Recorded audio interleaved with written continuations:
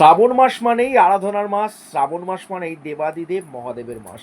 আর এই শ্রাবণ মাসে কয়েকটি পশু পাখির দর্শন মেলা স্বয়ং দেবাদিদেবের উপস্থিতি বোঝায়। আর এই শ্রাবণ মাসে যদি এই পশু পাখির দর্শন পাও, নিশ্চিত রূপে জেনে রাখতে পারো ভাগ্য পরিবর্তনের ইঙ্গিত।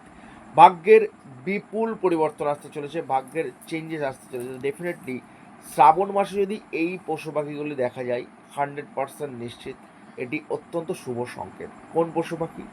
নাম্বার ওয়ান, শ্রাবণ মাসে নন্দী মহারাজ বা ষাঁড়ের দেখা মেলা অত্যন্ত শুভ বলে মনে করা হয়। শ্রাবণ মাসে জোড়া নাগ যদি দেখতে পাও, নিশ্চিত রূপে ভাগ্যের বিপুল পরিবর্তন আসতে চলেছে। শ্রাবণ মাসে যদি কালো পিঁপড়ের দেখা পাও, যদি বাড়ির আশেপাশে কালো পিঁপড়ে ঘুরতে দেখো, ডেফিনেটলি ভগবান শিবের উপস্থিতি বোঝায়।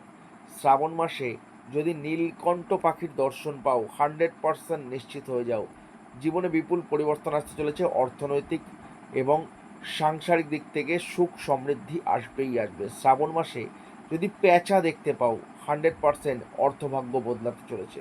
তো অবশ্যই কোন জিনিসটা বা কোন পশু পাখি তুমি শ্রাবণ মাসে দেখতে পেয়েছো, কমেন্ট সেকশনে জানাতে ভুলবেন এবং ভিডিওটি অবশ্যই হর হর মহাদেব লিখে ভিডিওটিকে শেয়ার করে দেবে।